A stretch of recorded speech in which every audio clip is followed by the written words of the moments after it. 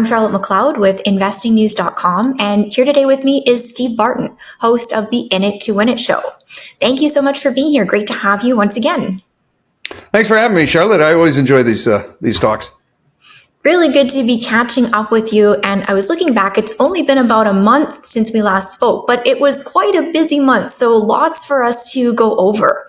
I was thinking to start with gold. So of course, in the last month, we've seen the massive run up in gold. We're in a pullback right now.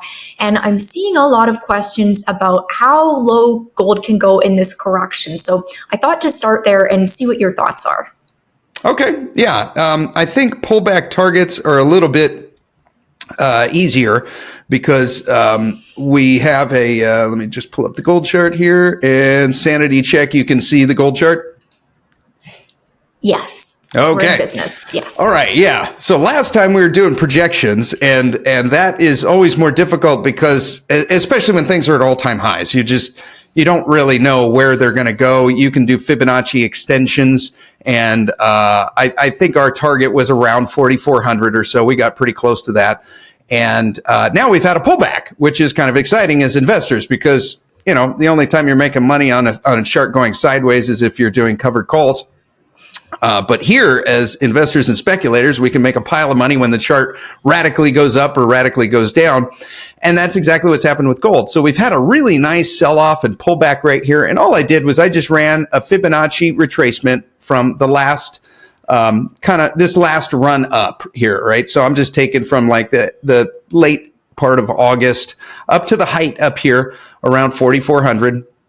And then it comes in these step layers right here on the way down, right? And so we have the 38.2% retracement. We got the 50% retracement, 61.8, and then we've got the 78.6. And so we've hit through this 38.2% retracement, which isn't super strong in Fibonacci world. The strongest one is going to be this third one right here, the 61.8. So that's the one that I'm really eyeing. That's around 3750. I think we'll at least get to this blue line right here, which is the 50-day moving average. So I think we're going to at least hit that. But I'm kind of eyeing this 3750 target right down here. Another thing we could do is if we go to the hourly here, I'm going to take away this Fibonacci retracement here. And if I go to the hourly, then this will kind of emphasize it a little bit more as far as the pattern I'm looking at. And what I'm seeing here is I'm seeing a bear flag. And it's already started to play out. So the way bear flags look is you have the pole right here like this, right? And then it kind of irons out like this as a flag pattern. And you can do measured targets on these, just like you could on a bull flag. You can do it on a bear flag as well. What we do is we just take our handy dandy little tool here and we take from the bottom or the top of the pole down to where the pole ends. And then we extend this down here to where the breakout is, and the breakout's right about there, right where it breaks this trend line on the bottom. We'll shrink this down and see what our target is. And down here, the target comes around 3720 or so. So that would put us around the 61.8% retracement on Fibonacci. That would also be around the target for the bear flag. So I think that's kind of where I'm eyeing next. I'm not buying any puts on gold. Our moment to do that was up here. I think that's past. But I see for gold, I see kind of some bullish consolidation happening or some possible more downside. I would be surprised here if we just rocketed back up to all-time highs. I don't think we see all-time highs again here for probably at least a month, maybe longer. You know, this could be another time like, let me go back to the daily here. So you'll remember from where was it? It was the right here. So it was around April, Liberation Day, right? We spiked up and then we just did this bullish consolidation sideways here for like 4 months into the end of August before we finally rocketed up. I could see something like that similar here. You know, we made a lot of money really quick, you know, and people have taken a lot of profits. And I think it's natural and healthy for the market to correct back down. And ideally, if I could write the script, Charlotte, I would love to see gold just get a washout sale down here to around 3,500, because by the time it got down there, it would get scooped by this dark blue line, which is the 200-day moving average. This is an average that almost every single trader on the planet has on his screen, just like we've got it on right here. And I think that would be a back up the truck moment if we got there. There is no fiscal restraint. The governments are printing money like drunken sailors and spending it like them. And I think the gold bet is on. I think that we are only maybe in the fourth inning of the gold bull market. We got a long way to go, but I think a pullback here would be really healthy.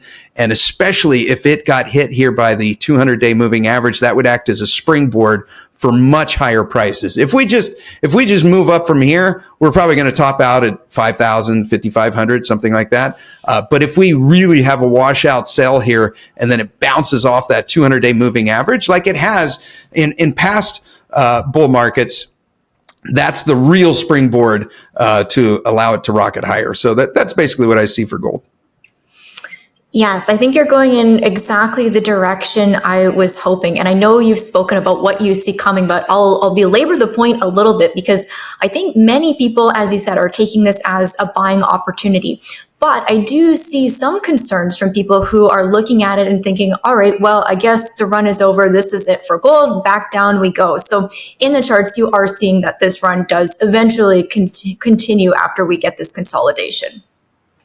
Yeah, I mean, unless they start talking like fundamentally, if they start saying things like, oh, we balanced the budget, or, we're not going to pay Social Security anymore because we can't afford it. Like I'm seeing none of that, at all. And I'm just seeing governments continue to print. I think the Fed's got their meeting here tomorrow. I think they're going to cut rates, and they're not doing that because the economy's having a good time. They're doing that because they see trouble on the horizon. So that would argue for a little bit more of a sell-off in gold, kind of a liquidity crisis. But that would kind of play into this. But yeah, I don't see any fiscal restraint. I think the bet is still on. I wonder if we can take a look at silver as well, because we've also seen kind of a similar situation where it went up to new all-time highs. Now we're in a pullback, and I imagine that the situation forward is looking fairly similar as well. But tell me what you're seeing for silver in the charts. Okay, yeah. So I did the same thing here with silver. So I just ran a retracement from kind of the last low to this last run up right here, and you can see the same levels and lines, right? 38, 50, 61.8, and 78.6. And we're hitting right now, today, right on the 50% retracement. That's bullish for today, but I think overall we probably still have some downside in silver. If I go here, actually what I'm going to do is I'm going to add the 2-hour chart. And what that means that each of these bars is 2 hours instead of a day. And the patterns kind of jump out a little bit quicker. Let me get rid of the retracement here, and I will draw it. And we have similar patterns, just like we had in gold, but a couple of them. So here's a bear flag right here, right? And we could do the measured downside target just like we did for the other one. And we can see that as we run this out, it hit almost perfectly to form out another bear flag, right? So we have the pole going down, and then we have the sideways action, right? And then now we just got another breakdown. So we can measure the breakdown again, and we just take the pole, measure it down here, and then put it right down here to the breakout. And we can see that we have a downside target on this bear flag of around 43, 44, somewhere in that ballpark. So I expect silver to have a little bit more of a sell-off. I don't think we're rocketing up to new highs anytime soon. I would put this consolidation somewhere in a month plus, something like that. I think we still have a little more downside for silver. And if I get rid of these drawings here, where are they? That's the button. Remove 6 drawings, and then I'll add in that Fibonacci again, and we can see the targets here, and I'll give you some exact dollar amounts, and we'll just run it from the bottom to the top. And so we went through the 38.6. The 50% retracement is on 45.50, and then the 61.8, the strongest level in Fibonacci, is 43.50. Okay, that would line up in between those two pretty decently with the 50 moving average. So if it doesn't have that full correction, we could come down here and hit that. And then the 78.6% retracement is around $40.65. I'd like to see it get down there. I'd really like to see it get lower. I think the floor in silver now is probably 35. I don't think we'll ever see $35 in silver again. Maybe I'm wrong. I think the floor in gold right now is, I'm hoping it's 3,500, but I think it could go through the 200 moving average and then bounce back up. So I'm putting the floor at gold right now at 3,300. I don't think we'll ever see $3,300 gold again. But that's basically what I see. I see a little bit of consolidation here. People are taking profits. I mean, we've had some amazing, here's SILJ. We just had some monumental runs in this thing. You know what I mean? And it's time for things to get worked off a little bit. I mean, if you have a real itchy trigger finger and you just want to buy a silver miner, this is the only real thing I see right now. As far as the ETFs go, is see we have a rising 50-day moving average right here on SILJ. It hit perfectly on that yesterday, and now we've got a little bit of a rise here. So if you're a trader or a speculator, I don't think it's horrible to take a position right now. But let's say you were going to bet $1,000 on this thing. I would only bet $100 now. I'd make it a small bet because I think it's likely that it'll get cheaper. Right. That is one point I wanted to ask you about. When you're in the situation where you think that something has further to fall, but in the long term, it's going up, how would you make sure that you're buying in at the right times, or as correct as you can get it? I go by the charts. I mean, the fundamentals tell me like what I should be investing in, and then the charts tell me when I should be buying and when I should be selling. And so I do it for my subscribers. I just, green means I bought and red means I sold. And all I'm doing here is I'm just looking at the charts. It's not super scientific. Like I look at RSI, I look at MACD, I look at price action, right? And when RSI and MACD are just way down here, I mean, kind of your kindergarten method is whenever RSI gets 30 or below, and I know that by just looking at this purple number over here when I hover over the price action, and it tells me.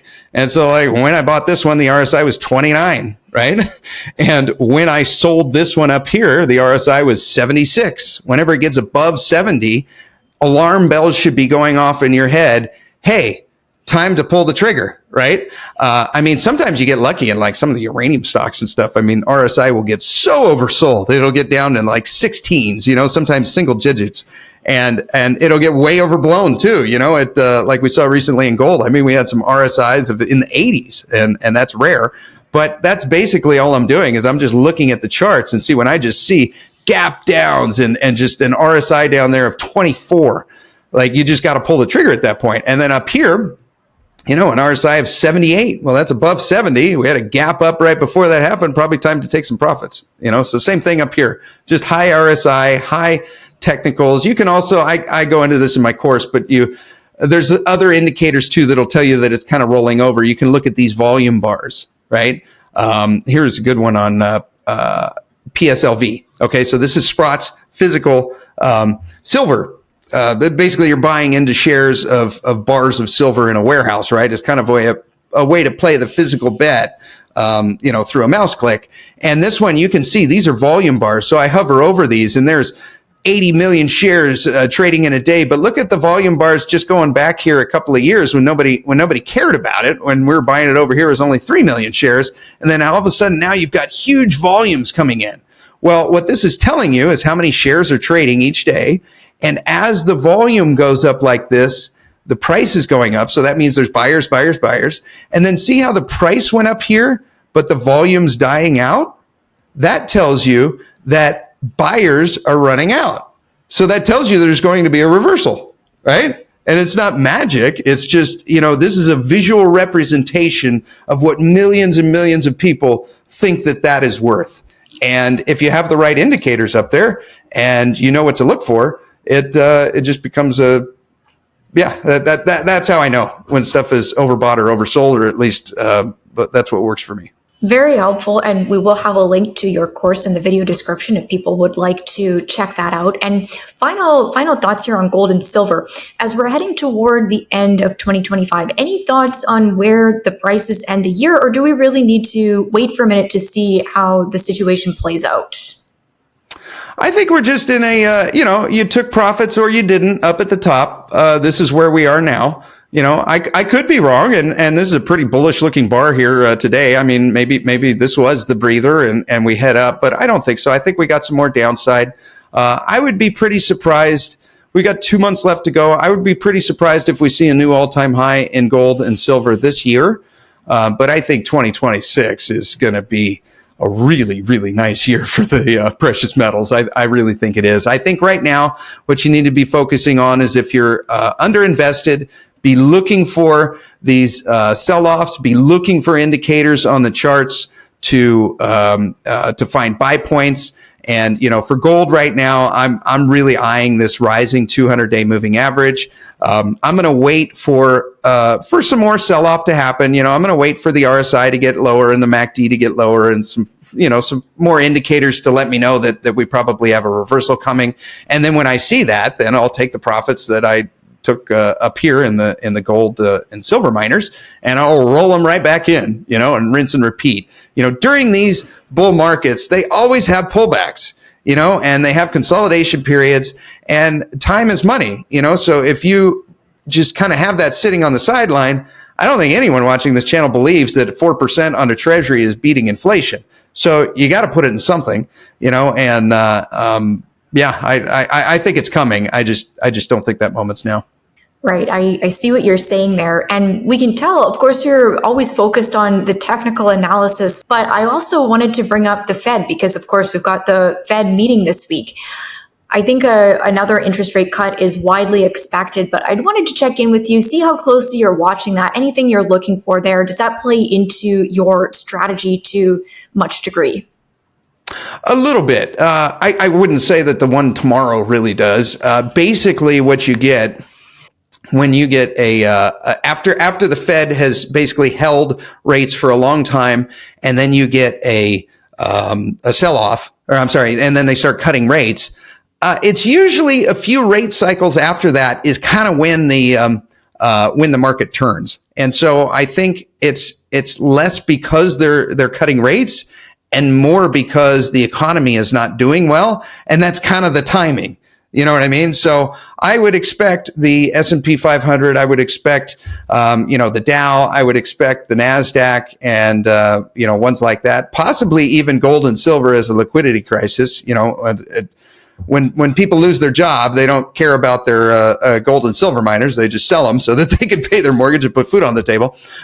So I would expect pretty soon here we're probably going to have some type of washout sale like that. Maybe it'll just be kind of a steady grind lower. I'm not really expecting a crash, but I don't think we're going to keep making all-time highs on the S&P going forward. As they continue to cut rates, they're doing it because the economy is not having a good time. And I think that we'll have a correction because of it. I think that makes a lot of sense. All right, well, let's continue on looking at the commodities. We were saying before we turned the camera on that it's probably a good time to be looking at uranium, what's going on there. We had the big deal with Cameco today. So what are you seeing in the uranium charts? What is it looking like to you? Yeah, this is exciting. So here's the spot price of uranium. That white line right there is just my loose interpretation of where I think it's going next. Surprise, surprise, I think it's going up. This is the spot price right here. The term price right now on contracts going out a year or more is about $81. And the spot price, if they want to buy it right now, is today at $77. This is an easy way to play it. The SRUUF, this is the Sprott Physical Uranium Trust. I put out to members that to keep an eye right here on this red line. This would be like if you wanted a little bit more, you don't have a position yet. I was really hoping it would get down here to the 200-day moving average, and it didn't. This deal came out, and now we're off to the races. So I don't really see any buys right now in this, but it is pretty cool to see just these gap ups. As what we've been talking about for years is that the administration, the United States, is going to have to secure their own conversion and enrichment and their own uranium miners because we have the biggest uranium fleet on the planet, yet we don't have any uranium miners to speak of or any conversion or enrichment. We're relying on all this stuff from other countries and especially Russia. And that clock is running out soon because I think we only got about another 2 years before we can't bring any in from Russia. So we got to solve this problem ourselves.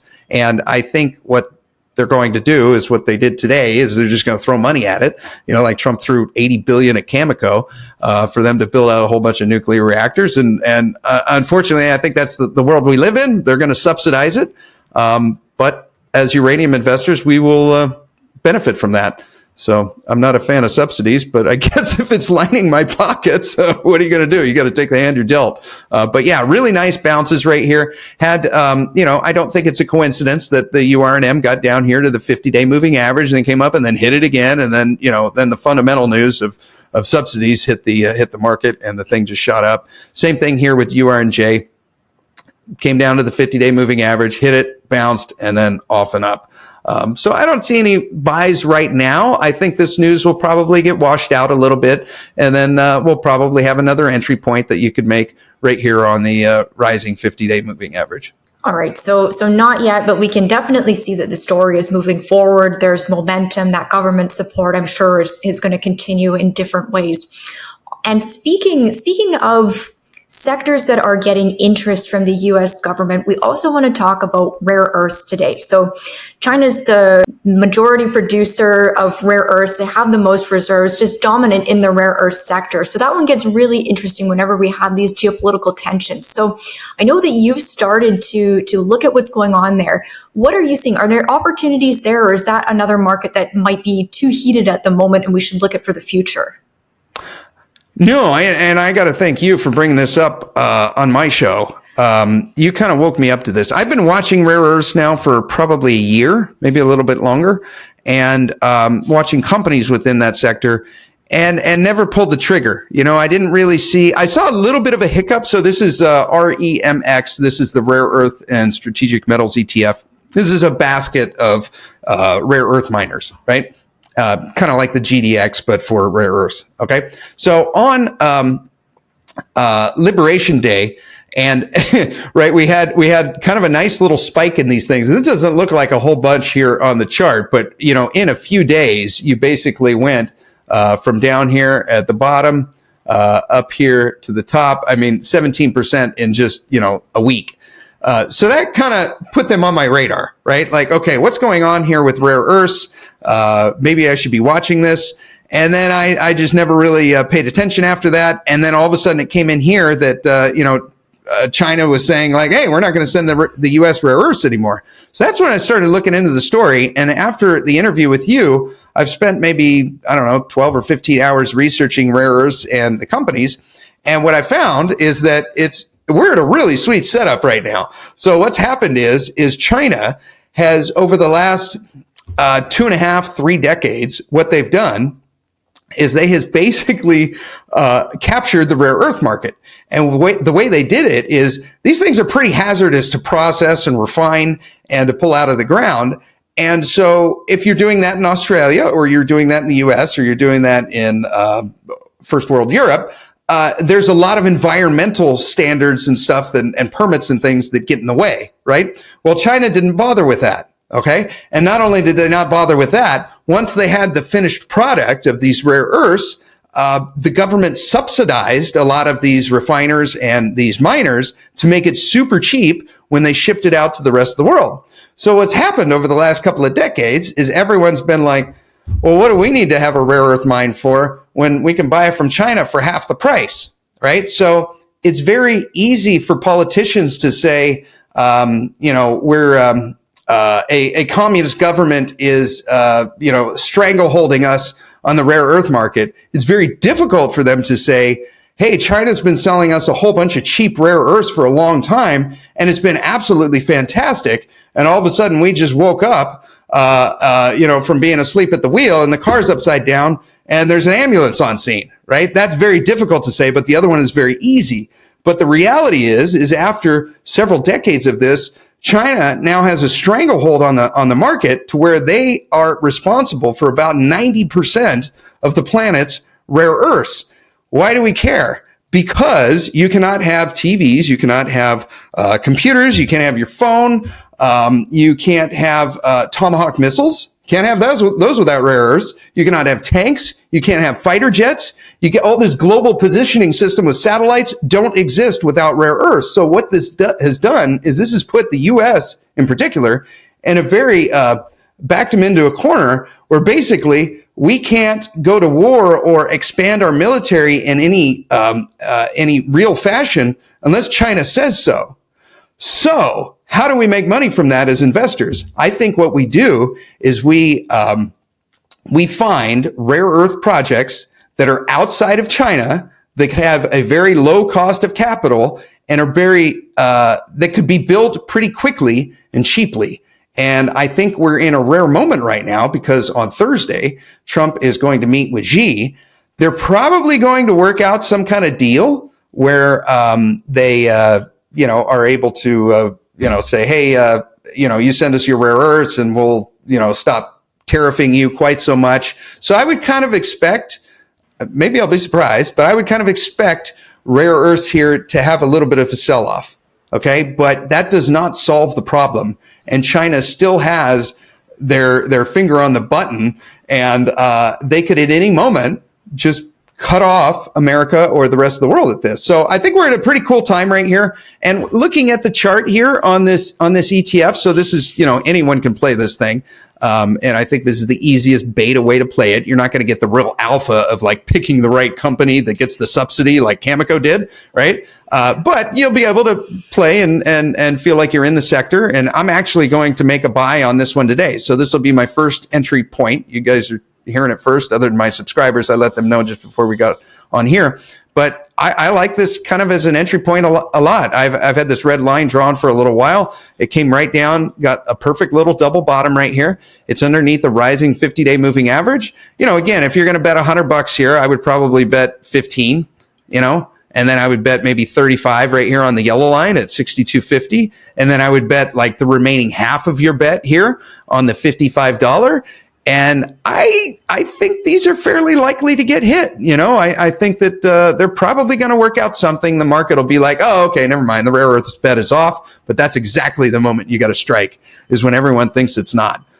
So I like this a lot. I think it's going to be a hit. And again, thank you to you for turning me on to it and getting me to wake up a little and research in it, because, this is a perfect place. I think, we all just took a bunch of profits in gold miners and silver miners. They're probably going to have a little cool off here. This is where we can rotate some of that capital into the next thing. And, you always got to be looking for the next thing. Gold and silver was the thing that everyone hated 2-3 years ago. That's when we piled into it. And I think a lot of people are asleep at the wheel here at rare earths. And I think it's a real opportunity.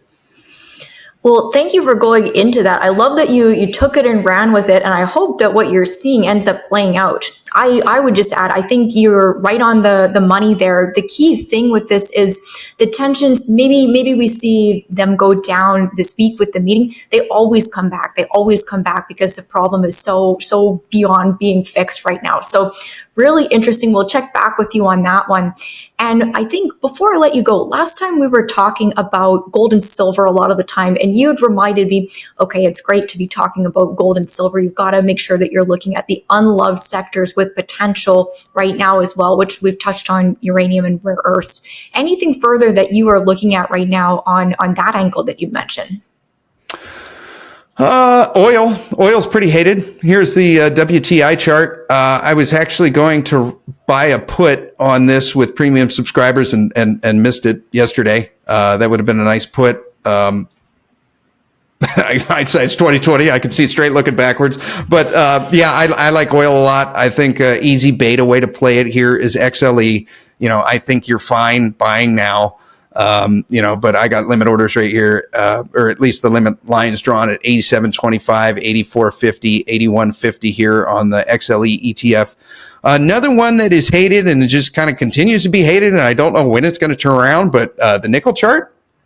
My God, look at this thing. I mean, it had a nice spike up here in February 2022, just a blow off top. And since then, this just looks like a flat line. And this is kind of when I get excited as a commodity investor, is because these things are cyclical. They all have these spikes and then these, periods of just complete boredom. And I think that's exactly where we are in the nickel market. And, I think people are asleep at the wheel here too. So I like nickel plays, and as far as nickel, rare earths, oil. I think those are probably the most hated. Perfect. I think that is great to end on. Any final thoughts? I know we want to mention your course, but anything else that you would add? I think the biggest thing is just be patient. Just because you heard about this right now doesn't mean you have to bet right now. Do your research and look into it. Understand why it is that you're placing the bet. I learned this from Adrian Day and from Rick Rule and John Polemy. Write out a thesis, right? So write out, it doesn't even have to be long, a couple of sentences, why you own gold, why you own silver, why you own copper, right? And then write out a thesis for each company that you own underneath there, right?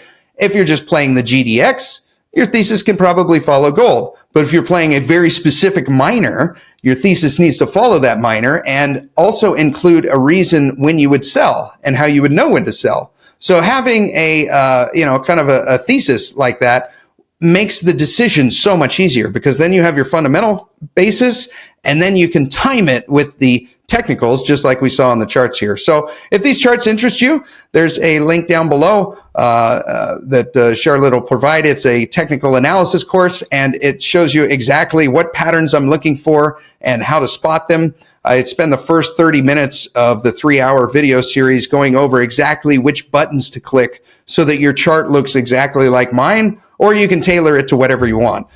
So thank you for including that link, Charlotte. I appreciate it. And if you guys want to check that out, or my YouTube channel, you can go to stevebartonmoney.com. Amazing. Well, we will have all of your links in the video description, as we said. And thank you so much for coming on today to talk. We'll have you back very soon. It'll be in person in New Orleans. So really looking forward to that. I look forward to it as well, Charlotte. Thank you very much. Amazing. Once again, I'm Charlotte McLeod with investingnews.com. And this is Steve Barton with In It to Win It. Thank you for watching. If you like this video, make sure you hit the like button and subscribe to our channel. We'd also love to hear your thoughts, so leave us a comment below.